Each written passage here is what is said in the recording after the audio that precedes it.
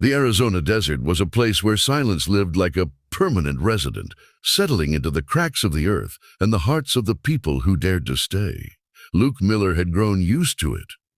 His ranch sat miles from the nearest town, surrounded by stretches of sunburnt land and whispering sage. He lived alone, waking with the dawn, working until he couldn't feel his arms, then sitting on his porch with nothing but coyotes calling in the distance. It wasn't a bad life, just a quiet one, honest and predictable until the evening that shattered everything. It was a brutally hot day when Luke first saw her. He'd gone out to check the cattle and found one of the troughs empty, which was odd because he'd filled it just hours before. As he approached, he noticed something beside the wooden frame. At first he thought it was a fallen log, big, dark, unmoving. Then it shifted. Luke stopped, his boots kicking up dust. A girl, or rather, a towering young woman, lay half-collapsed in the sand. Her long braids were tangled, her clothes dusty, her lips cracked from thirst. She was breathing, but barely. Luke wasn't a man who scared easily, but he approached slowly, hands open. She lifted her head with great effort, and when her eyes met his, he felt something tighten in his chest. They weren't ordinary eyes. They were fierce yet fading, full of spirit and pain. She tried to speak, but her voice broke. Without hesitation, Luke ran to the pump behind the barn, filled a metal bucket with cold water, and rushed back. He knelt beside her and held it steady while she tried to drink. She spilled more than she swallowed, but she didn't stop until she sighed deeply, strength returning little by little. When she finally managed to sit up, Luke noticed how tall she truly was, easily over 6 feet, with a strong build and the distinct features of the Apache tribes that lived farther north. She looked no older than 19. "A Nayeli," she whispered, tapping her chest weakly, letting him know her name. Luke nodded. "I'm Luke. Don't try to move yet." She didn't argue. The sun was blazing, and he could feel the heat radiating off her skin. He helped her to the shade near the barn wall, spreading an old blanket for her to sit on. She accepted every gesture with silent gratitude. Luke knew the land, knew the history, knew that an Apache girl alone and dehydrated wasn't a simple situation. Still, he didn't ask questions. His father had raised him to help first and worry later. He brought her bread, dried meat, and more water. She ate slowly, like someone who hadn't had a full meal in days. Every now and then, she glanced toward the west, nervous, as if expecting someone or running from something. Luke noticed, but he didn't press. He simply kept watch, giving her space to recover. As the sun dipped lower, painting the horizon in shades of fire, her breathing steadied. When she finally stood, Luke saw her true strength. Though exhausted, she carried herself like someone trained to face storms head-on. She touched his arm gently, a gesture full of meaning even without words. "Thank you," she said, her English careful but heartfelt. Luke nodded, tipping his hat.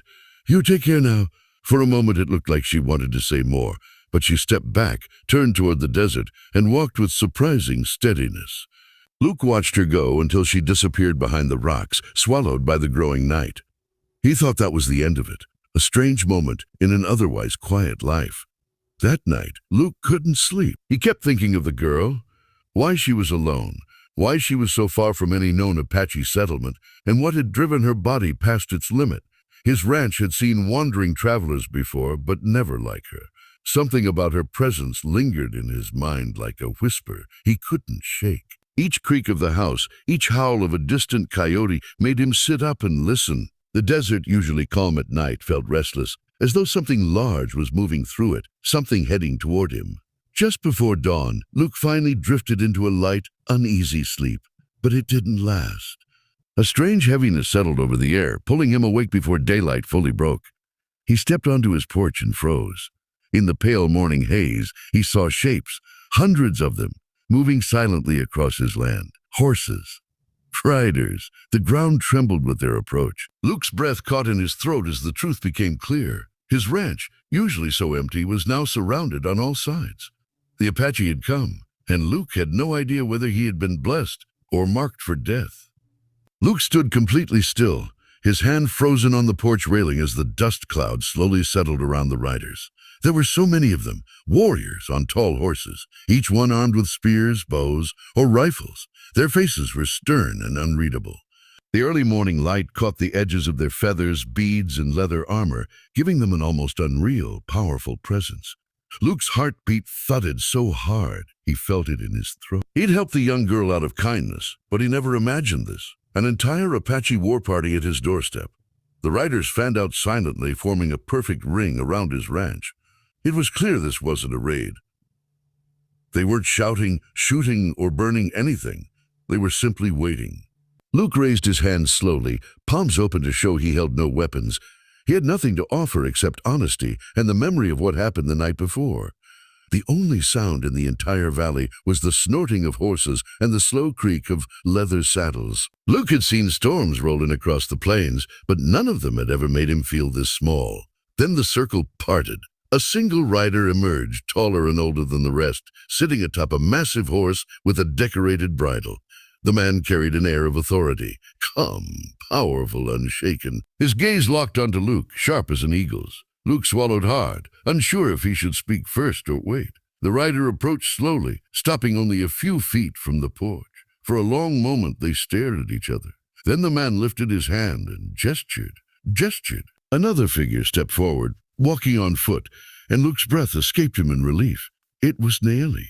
Cleaned, rested, wearing traditional beadwork and a soft leather dress. She looked nothing like the exhausted girl he'd found by the trough. Now, she looked like someone important. She stepped closer, her eyes gentle as she met Luke's. "Luke Miller," she said softly, "you helped me when I could not stand." Her voice was stronger now, carrying clearly in the morning air. She turned to the chief, the older man who watched everything with careful eyes. "Father," she said, "this is the man who saved me." Luke's heart jolted. Father, the chief's daughter. The chief dismounted with a surprising grace for his age. He approached Luke, stopping at the bottom of the steps. The warriors around them did not move, did not blink, as if the entire desert held breath for this moment. The chief spoke in a deep, steady voice. "You gave water to my child when she was near death. You offered food. You gave shade. You asked nothing." Luke nodded slowly, unsure what to say. "Anyone would have done the same," he replied quietly. The chief shook his head. "No," he said, "not anyone." There was pain in his eyes, pain earned from years of seeing the world treat his people differently.